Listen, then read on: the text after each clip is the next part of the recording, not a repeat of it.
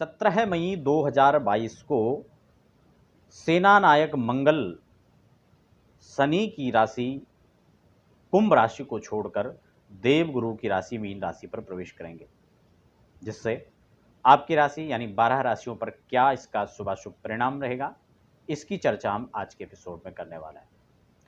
दर्शकों, यहाँ पर खास बात यह भी है कि शनि की राशि यानी अपने शत्रु की राशि से जा रहे हैं और देवगुरु की राशि यानी बृहस्पति की राशि यानी मीन राशि पर जब विचरण करेंगे, वहां जाकर रहेंगे, तो ऐसे में क्या शुभाशुभ परिणाम रहेगा। खास बात देखने वाली यहां भी है कि इस समय मंगल देवगुरु के साथ युति कर उस स्थान पर विराजित रहेंगे। संपूर्ण राशियों पर हम लोग चर्चा करेंगे। नए दर्शक हैं तो आप चैनल को सब्सक्राइब भी कर सकते हैं, ताकि अध्यात्म और ज्योतिष से रिलेटेड जानकारी आपको समय समय पर प्राप्त होता रहे। मंगल और देवगुरु की युति का एक विशेष संयोग यहां पर बन रहा है, जिसका विशेष लाभ तो आपको मिलने ही वाला है। लेकिन उससे पहले हम मंगल के बारे में थोड़ा जान लेते हैं। मंगल को नैसर्गिक रूप से सेना नायक का पद प्राप्त है। साहस ऊर्जा के कारक माने जाते हैं। अदम्य साहस, कोई भी रिस्की कार्य जो हैं वो मंगल कराते हैं। अदम्य साहस, रक्त के परिचायक, साथ ही साथ सेना प्रशासन, इन सभी कार्यों में मंगल का पर्याप्त होल्ड होता है। अब यहां पर जब सेना नायक मंगल राशि परिवर्तन करेंगे, मंगल का एक नियम है, जब वो केंद्र में उच्च और स्वराशि के होकर आते हैं तो रोचक नाम का योग भी बनता है, जिसको लेकर पंच महापुरुष योगों की चर्चा के अंदर मैंने आपके साथ चर्चा किया है। आप प्लेलिस्ट में जाकर उन योगों को श्रवण कर सकते हैं, समझ सकते हैं। देखिए, यहां पर पराक्रम अदम्य साहस के कारक मंगल मेष राशि पर जब विचरण करेंगे तो उसका क्या फल रहेगा। मेष राशि वालों के लिए देखा जाए तो ये लग्नेश और अष्टमेश बनकर द्वादश जाएंगे, जो बहुत श्रेष्ठ नहीं कहा जा सकता मंगल का द्वादश में। यहां पर एक और भी बात है, क्योंकि ये खर्च का भाव होता है, ये व्यय का भाव है और व्यय के भाव में जाकर मंगल यहां पर खर्च कराएंगे। किस किस चीज का खर्च करते हैं, क्या क्या व्यय अत्याधिक होने की संभावना है। यहां पर आपका तन मन धन सभी चीजों को हमें देखना होगा। धन का व्यय हो सकता है, अचानक खर्चे बढ़ सकते हैं, घटना दुर्घटना के संयोग भी यहां पर मंगल बना सकता है। लेकिन इसमें शुभता का परिचय यह भी है, सावधानी राहत भरी खबर यह भी है कि वहां पर देवगुरु बृहस्पति भी बैठे हुए हैं। अगर स्वतंत्र रूप से होते तो ये बहुत शुभ नहीं होता, लेकिन देवगुरु का इनके साथ में बैठने से इसकी अशुभता का नाश होगा और शुभता में वृद्धि होगी, क्योंकि यहां पर देवगुरु का बल बढ़ेगा। ये इसमें खास अच्छी बात है। अब हम ये यहां पर समझ लें कि जो व्यय है, जो हानि है, वो किस किस प्रकार से हो सकती है। यहां पर वाणी का संयम रखने की आवश्यकता है कि व्यय अत्यधिक होगा वाणी का, अति उत्साह में आकर अपने को स्थापित करने के चक्कर में, और अधिक बोलना आपके मान सम्मान को भी ठेस पहुंचा सकता है और आपके कार्य क्षेत्र को भी प्रभावित कर सकता है। लेकिन अच्छी बात यह भी है कि अगर विदेश से जुड़ा हुआ कोई आपका कार्य है, ऑनलाइन कोई आपका वर्क है, उसमें यहां पर इजाफा रहेगा।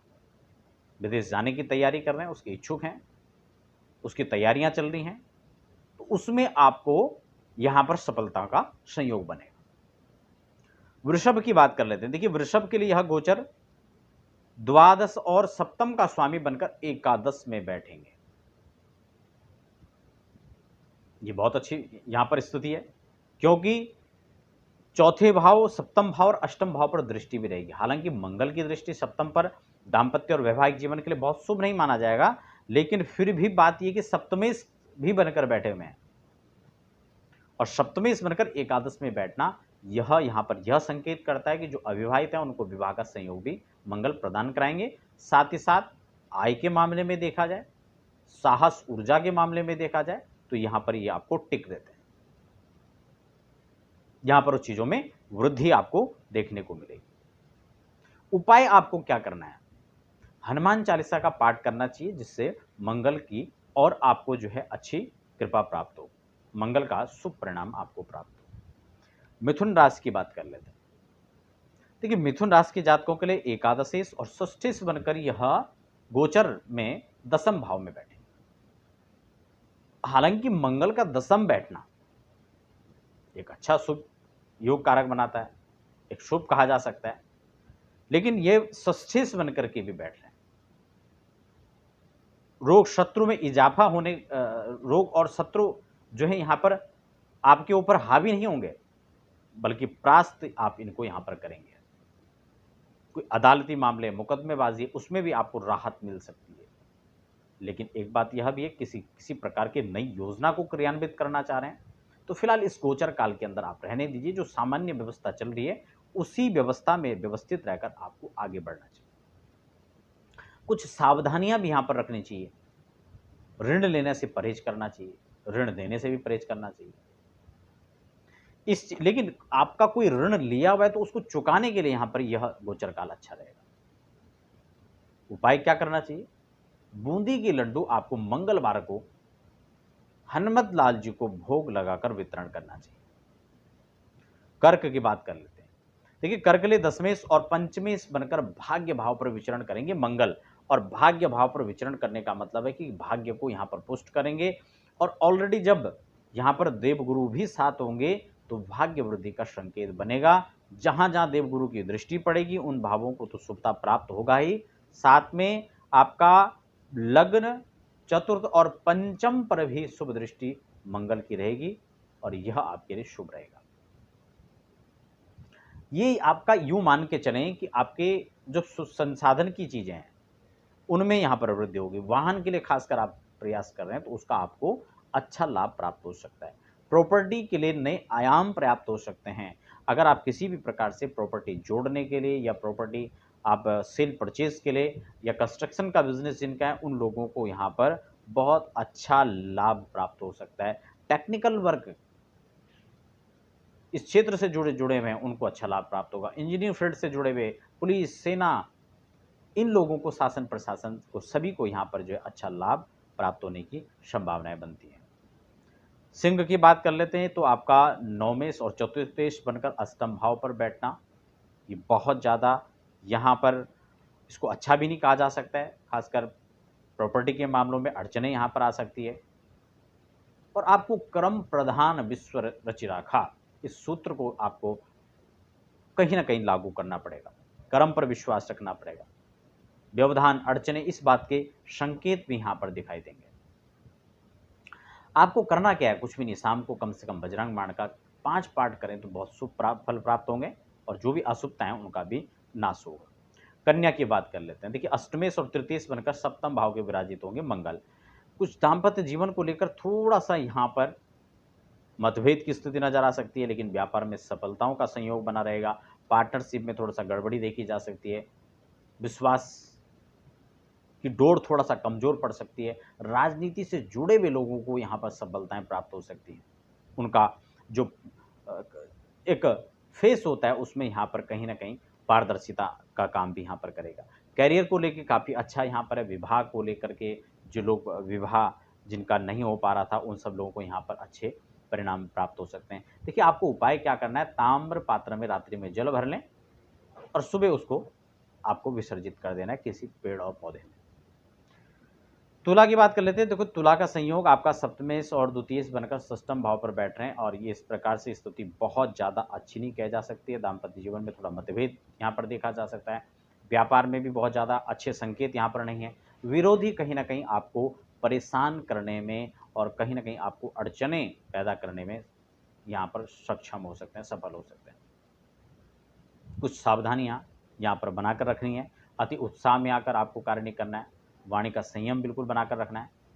अति उत्साह और हतोत्साही दोनों चीज़ों से आपको बचना है। रिस्की कार्य जो है उससे बिल्कुल दूर आपको रहना चाहिए। वृश्चिक की बात कर लेते हैं। आपका षष्ठेश और लग्नेश बनकर पंचम भाव के अंदर विराजित होंगे, जो आपको काफ़ी अच्छे यहाँ पर जो है जो परिणाम है वो भी दे रहे हैं। साथ ही आपका जो है नवम और द्वादश स्थान पर जो इनकी दृष्टि भी पड़ रही है।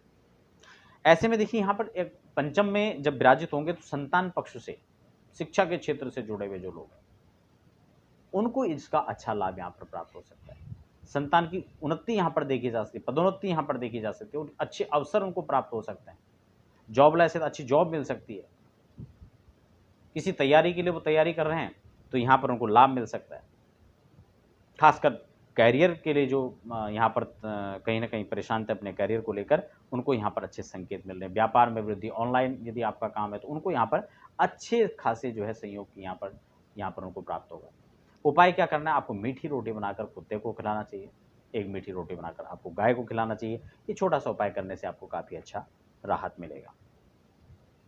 देखिए अब धनु की बात कर लेते हैं। आपका पंचमेश द्वादशीश बनकर चतुर्थ भाव में बैठेंगे। खासकर उन लोगों को बड़ा अच्छा लाभ यहाँ पर होगा जो कंस्ट्रक्शन का काम करते हैं, बिजनेस जो है, प्रॉपर्टी का जिन लोगों का है, मैकेनिज्म जो कार्य जिनका है, उनको काफ़ी अच्छा यहाँ पर मिलेगा लाभ।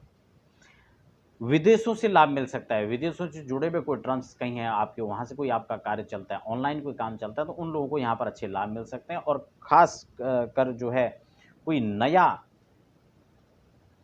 बिजनेस, उसके लिए आपको जो है यहाँ पर अच्छा सहयोग भी प्राप्त हो सकते हैं। और उपाय के तौर पर आपको एक ध्वजा घर के छत पर फैला रहे हैं या किसी मंदिर पर फैला रहे हैं, आपको अच्छा रहेगा।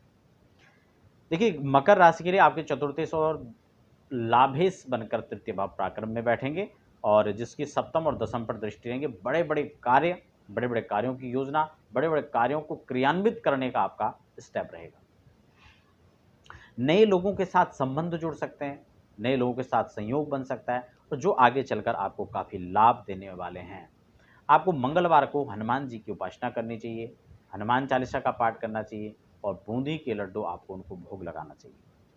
बात कर लेते हैं हम कुंभ राशि की। देखिए कुंभ राशि से अभी निकल कर गए हैं आपका तृतीयेश और दशमेश बनकर द्वितीय भाव पर बैठे हैं। 6-9 पर इनकी दृष्टि भी रहेगी।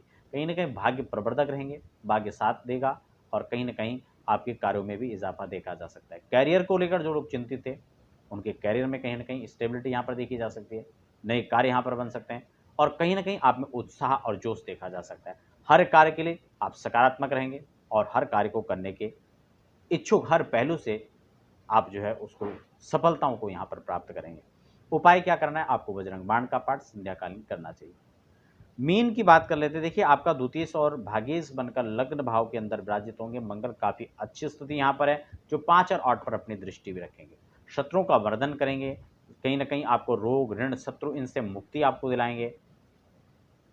फाइनेंशियली आपको स्ट्रांग करेंगे, लेकिन आपको ये भी ध्यान रखना है कि कर्ज लेन देन से आपको बचना चाहिए इस पीरियड के अंदर।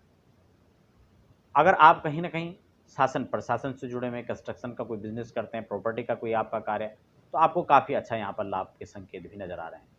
उपाय आपको क्या करना चाहिए? मंगलवार को या शनिवार को आपको सुंदरकांड का पाठ करना चाहिए। ओम हम हनुमते नमः इसी मंत्र का आपको जप करना चाहिए। मूंगा की माला आप गले में धारण कर सकते हैं।